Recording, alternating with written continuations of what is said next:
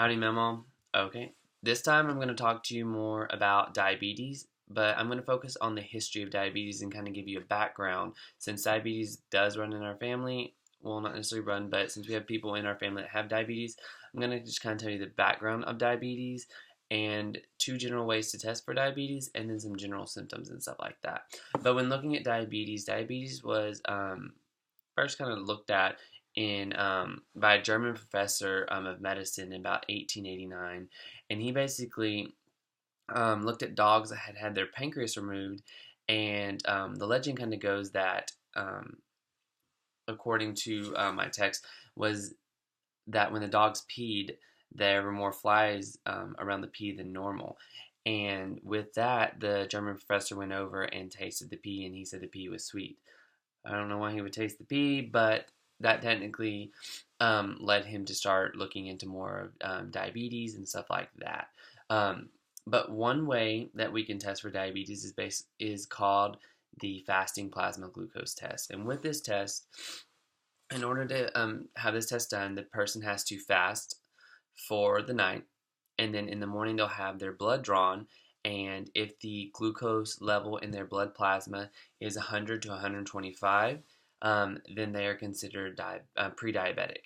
But if it's greater than 125, they are then considered diabetic.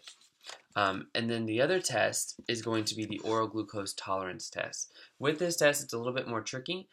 You have to fast, and then in the morning, the night before, and then in the morning, you have to drink a drink that has at least 75 grams of glucose in it.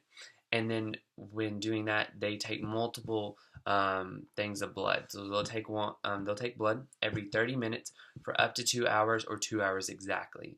And for this one, if you have 140 to 199 milligram per DL in your blood plasma, glucose in your blood plasma, then you're pre-diabetic. But if you have greater than 199, you are then considered diabetic.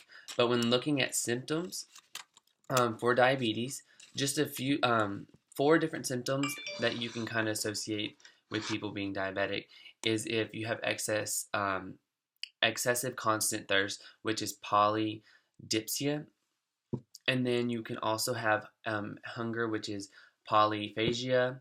You can have fatigue, and then you can also have frequent urination, which is polyuria. So those are just some general symptoms when looking to kind of see if you're experiencing one or all of those, you might kind of want to go get tested for diabetes.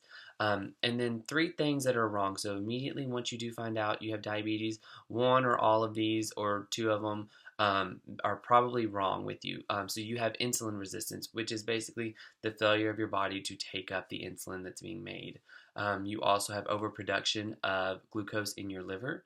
And then the third one is you have diminished insulin in your pancreas. So those 3 things are 1 or all 3 or just 2 of them could be wrong with you as soon as you are diagnosed with diabetes. But those are just some general facts about diabetes. Now you know kind of some symptoms to look out for. Or if you have any friends that maybe are experiencing them symptoms, maybe you can encourage them to go get checked for diabetes. But that's kind of how to go about it. I just wanted to kind of update you on that, and I hope you enjoyed it, and I hope you have a good night. Bye, Memo.